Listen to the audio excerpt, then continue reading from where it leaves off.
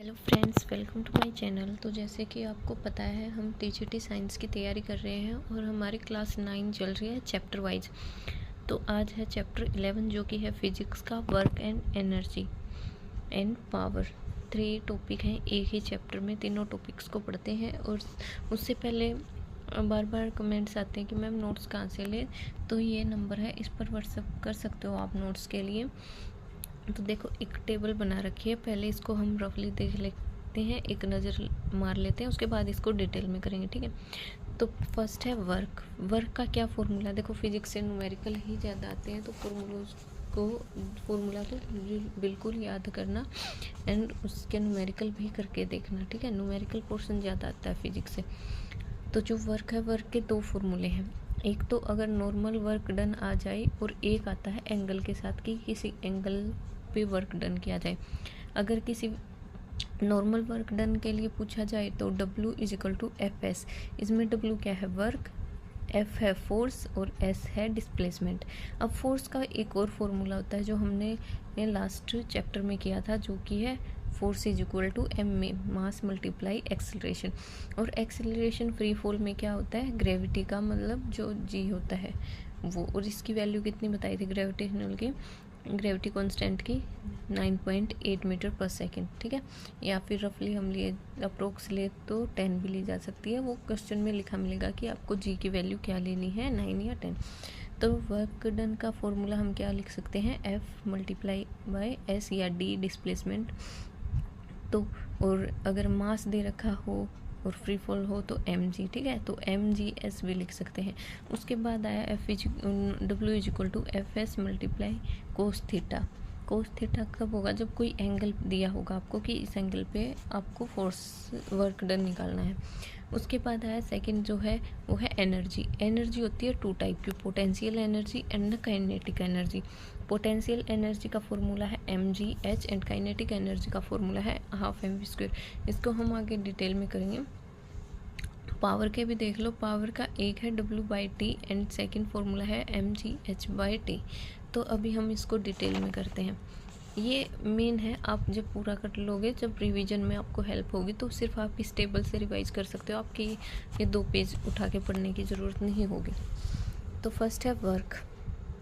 Activities that involve physical और mental effort. वो activities जिनमें फिजिकल के साथ साथ मेंटल एफर्ट भी लगा। Work is done when force apply to an object lead to its displacement. तो वर्क क्या होता है, वर्क डन तब माना जाएगा जब किसी ऑब्जेक्ट पर हम फोर्स अप्लाई करेंगे और उस फोर्स की वजह से उस जो भी ऑब्जेक्ट पे हमने फोर्स अप्लाई किया है उसकी डिस्प्लेसमेंट होगी, उसका मोशन होगा, ठीक है। इसीलिए तो इसका फॉर्मूला है F × S, मतलब फोर्स लगा के उसकी डिस्प्लेसमेंट हुई। वर्क डायरेक्टली प्रोपोर्शनल है फोर्स और डिस्प्लेसमेंट पे, मतलब जितना ज़्यादा हम फोर्स लगाएंगे उतनी ज़्यादा उसकी डिस्प्लेसमेंट होगी और उतना ही ज़्यादा उसका वर्क होगा, ठीक है। तो जो फोर्स ऑफ ग्रेविटी है वो डाउनवर्ड लगेगा, ये तो सबको पता है। ग्रेविटी अर्थ की होती है, अर्थ की ग्रेविटी नीचे की साइड लगती है। जो डिस्प्लेसमेंट होती है वो आगे की साइड होगी, और जो फोर्स बाय पर्सन, जो हम फोर्स लगाएंगे, कोई पर्सन फोर्स लगाएगा तो वो ऊपर की साइड लगेगा। इसके एग्जांपल कुछ भी पुशिंग या पुलिंग से या लिफ्टिंग से, कुछ उठाना, कुछ खिसकाना, ठीक है, ये सब है। Product of constant force apply displacement, ये वही फॉर्मूला जो बता रखा है, W = force displacement. Work done W, force ये इसके SI यूनिट दे रखी है, N मतलब न्यूटन, डिस्प्लेसमेंट मीटर। उसके बाद देखो 1-2 एग्जाम्पल दे रखे हैं। हमें फोर्स दे दिया 10 न्यूटन है और डिस्प्लेसमेंट दे दी 5, तो वर्क डन निकालना, तो ये तो सिंपल सा है, 10 × 5 कर देंगे, क्यों, F × D, तो ये आ जाएगा न्यूटन मीटर, या फिर J मतलब जूल में। वर्क की SI यूनिट 2 होती हैं, न्यूटन मीटर या फिर जूल। न्यूटन मीटर क्यों, क्योंकि फोर्स की न्यूटन है और डिस्प्लेसमेंट की मीटर है, और जूल भी लिख देते हैं। ऐसा यूनिट भी काफ़ी बार पूछ सकते हैं आपसे। उसके बाद सेकंड एग्जांपल क्या है कि मास दे दिया आपको 15 kg और डिस्प्लेसमेंट दे दी 1.5। अब देखो, मास दे दिया, डिस्प्लेसमेंट दे दी, फोर्स तो नहीं दिया। फोर्स हमें निकालना है, F = क्या होता है, ma। अब ma दे रखा है तो a फ्री फॉल है, मतलब a की वैल्यू नहीं दे रखी, तो हमें g की वैल्यू लेनी होगी, जो कि है 10 ले सकते हैं हम, ठीक है, अप्रोक्स। तो फॉर्मूला क्या हो गया, mgd, मास mgd, तो मास कितना दे रखा है हमें 15 kg, ग्रेविटी कितनी है 10 और डिस्प्लेसमेंट 1.5, तो 225 जूल या फिर न्यूटन मीटर आपका आ जाएगा। अब फोर्स एट एन एंगल, जो सेकंड फॉर्मूला था Fs cos थीटा, मतलब किसी एंगल पे जब फोर्स लगेगा, when force applied at angle to direction of displacement, W is equal to cos F magnitude of constant force applied. अभी देखो ये दे रखा है एक छोटा सा एग्जाम्पल, थीटा की वैल्यू 30 दे दी, तो 50 तो इसका फोर्स दे दिया, मल्टीप्लाई 10 मतलब 10 इसकी डिस्प्लेसमेंट दे दी, और 30 दे दी एंगल की वैल्यू cos 30। देखो आपको ये याद ही करनी होंगे जो कोस थीटा की या टेंजेंट की इनकी वैल्यू होती है, तो कोस की तो याद करना। देखो ये मैथ में भी जो 10 नंबर का मैथ आता है उनमें भी कई बार न्यूमेरिकल आ जाता है इस पोर्शन से, और फिजिक्स में भी आ सकता है। तो कोस थीटा की वैल्यू कितनी होती है √3/2, तो इसका आंसर आ जाएगा 433 जूल। अब वर्क कितने प्रकार का, कितने टाइप का होता है, 3 टाइप का, positive, negative, zero. Positive work कब होगा, जब displacement is along the direction of force applied, हम जिस डायरेक्शन में फोर्स लगा रहे हैं उसी में उसकी डिस्प्लेसमेंट हो। देखो जैसे ये पेन है, मैं इसको इस साइड फोर्स लगा रही हूँ और ये चल भी इसी साइड रहा है, इसकी डिस्प्लेसमेंट भी इसी साइड हो रही है, तो ये होगा positive work done. Negative work done कब होगा, जब object is to the direction of force applied, अब इसी साइड से फोर्स लगा रही हूँ और ये इसी साइड जा रहा है, तो इसको बोलेंगे negative work. If displacement of object is opposite to direction of force applied, अब फोर्स हम लगा रहे हैं इस साइड और इसकी डिस्प्लेसमेंट हो रही है इस साइड, तो इसको बोलेंगे नेगेटिव वर्क डन। उसके बाद आया zero work done, displacement is an perpendicular direction to force, अब फोर्स इस साइड लगा रहे हैं और इसकी परपेंडिकुलर डिस्प्लेसमेंट हो इससे, मतलब फोर्स और डिस्प्लेसमेंट एक दूसरे के परपेंडिकुलर हो, तब होगा जीरो वर्क डन। उसके बाद आई एनर्जी, एनर्जी का ऐसा यूनिट क्या है joule, capability to do work, और एनर्जी क्या होती है, जब हम में कितनी एनर्जी है, कितनी कैपेबिलिटी है किसी भी काम को करने की, उसको बोलेंगे energy. Measured by total amount of work done, जितना भी वर्क डन हुआ है उसी से मेजर की जाती है, ठीक है। अब इसमें काफ़ी कुछ टाइप ऑफ एनर्जी दे रखी हैं, जैसे mechanical energy, heat energy, electrical, light, chemical, nuclear are the form of energy, ये सभी एनर्जी की ही फॉर्म है। उसके बाद ये तो फॉर्म होगी, लेकिन इसके 2 टाइप हैं, एक है काइनेटिक एनर्जी और सेकंड जो था पोटेंशियल एनर्जी। काइनेटिक एनर्जी क्या होती है, posed by virtue of its state of motion, इसकी जो स्टेट ऑफ मोशन है उससे पोजेस्ड होती है।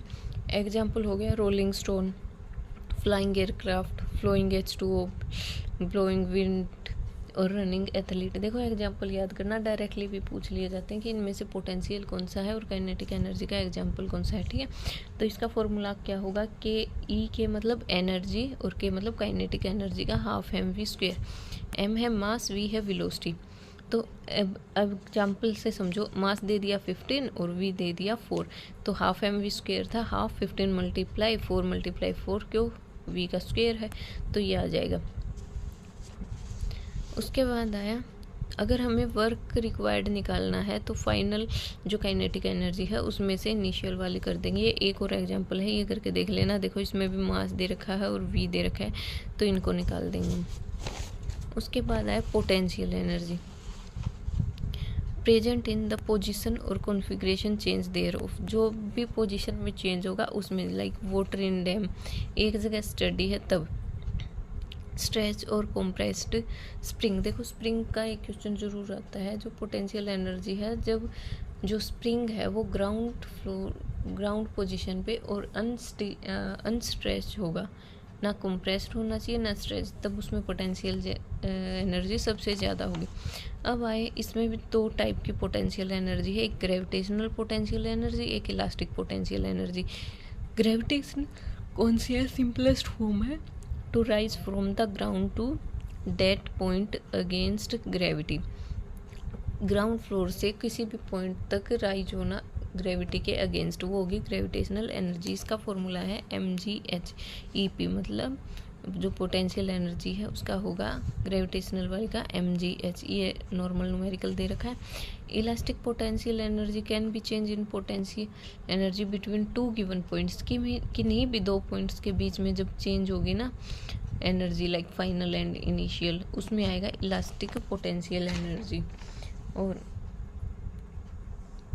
उसके बाद आया हमारा next law of conservation of energy. Law of conservation of energy क्या कहता है कि ना तो हम एनर्जी को क्रिएट कर सकते हैं ना डिस्ट्रॉय कर सकते हैं, बस एक फॉर्म से दूसरी फॉर्म में चेंज कर सकते हैं, बट जो टोटल एनर्जी होगी ना वो सेम रहेगी। लाइक अगर एक एनर्जी हमारे पास केमिकल एनर्जी है 10 जूल, उसका अगर हम इलेक्ट्रिकल एनर्जी में चेंज करेंगे तो वो 10 जूल ही रहेगी, उसका जो टोटल जो वो है एनर्जी है वो चेंज नहीं होगी, बस फॉर्म चेंज हो जाएंगी। उसके बाद क्या दे रखा है, valid in all situation for all the sort of fundamental for freely falling object. जो फ्रीली फॉलिंग ऑब्जेक्ट है उसके लिए gravitational potential energy kinetic energy के बराबर होगी। एग्जाम्पल दे रखा है पर पेंडुलम। पेंडुलम में अगर पूछ ले कि पोटेंशियल एनर्जी कहाँ है, काइनेटिक एनर्जी कहाँ मैक्सिमम होगी, देखो जो पॉइंट होंगे ना जहाँ पे एक ब्रेक लेगी वहाँ पे तो होगा पोटेंशियल एनर्जी, और जहाँ से शुरू होगी वो होगी काइनेटिक एनर्जी। देखो पेंडुलम है, टू एंड फ्रो मोशन में करता है मूव, तो स्टार्टिंग में जहाँ पे है बीच में वहाँ पे काइनेटिक एनर्जी मैक्सिमम होगी, पोटेंशियल एनर्जी जीरो होगी। क्यों जीरो होगी? क्योंकि हाइट जीरो है, और हाइट जीरो फॉर्मूला क्या है mgh, जब h जीरो हो गया तो पोटेंशियल एनर्जी जीरो। उसके बाद आया जब ये टू एंड फ्रो मोशन में आगे पीछे जाएगा तो जो हाईएस्ट पॉइंट है वहाँ पे पोटेंशियल एनर्जी हाईएस्ट होगी और काइनेटिक एनर्जी जीरो होगी, ठीक है। उसके बाद आया rate of doing work, power क्या है, रेट ऑफ डूइंग वर्क को बोलते हैं power. Rate of transfer energy को भी पावर, और इसकी एसआई यूनिट है वोट, और इसका फॉर्मूला है वर्क बाय टाइम, कितना वर्क हुआ एक पर्टिकुलर टाइम में। तो इसमें कुछ ये दे रखे हैं फॉर्म चेंज करने के लिए, और इनसे भी क्वेश्चन आता है 1 kilo watt is equal to 1000 watt. देखो किलो को अगर नॉर्मल उसमें करेंगे ग्राम में तो 1000 आएगा, तो 1 किलो वोट कितने हैं, 1000 वोट के बराबर है। और 1000 वोट को हम क्या लिख सकते हैं, जूल पर सेकंड। क्यों? क्योंकि वर्क की जूल है, टाइम की सेकंड है। 1 mega watt is equal to 10 to power 6 watt, और 10 to power 6 joule per second. तो वोट एसआई यूनिट और joule per second SI unit equal है। और उसके बाद आ जाता है, ये क्वेश्चन भी आया हुआ है, 1 पावर हाउस पावर कितने वोट के इक्वल है, तो 746 वोट के इक्वल है, ठीक है। तो इसके बाद ये कुछ न्यूमेरिकल दे रखे हैं, ये आप करके देख लेना। और एवरेज पावर जो होगी is equal to total energy consumed by total time, जो टोटल एनर्जी कंज्यूम्ड होगी उसके टोटल टाइम के। अगर आपसे 1 किलो वोट हावर पूछ लिया जाए जूल में तो 3.6 मल्टीप्लाई 10 टू पावर 6। तो ये था आपका वर्क एंड एनर्जी का। देखो बच्चे, मैं आपको फिजिक्स के नोट्स प्रोवाइड कर सकती हूँ, न्यूमेरिकल आपको खुद करने होंगे क्योंकि मेरा न्यूमेरिकल पोर्शन इतना अच्छा नहीं है फिजिक्स का, ठीक है बच्चों। बायो के लिए आप स्पेशली बायो के लिए मेरे चैनल को फॉलो कर सकते हो, केमिस्ट्री भी आपकी अच्छे से हो जाएगी, बस फिजिक्स के न्यूमेरिकल में दिक्कत आएगी। तो बच्चों प्लीज़ सब्सक्राइब करना, शेयर करना, थैंक यू।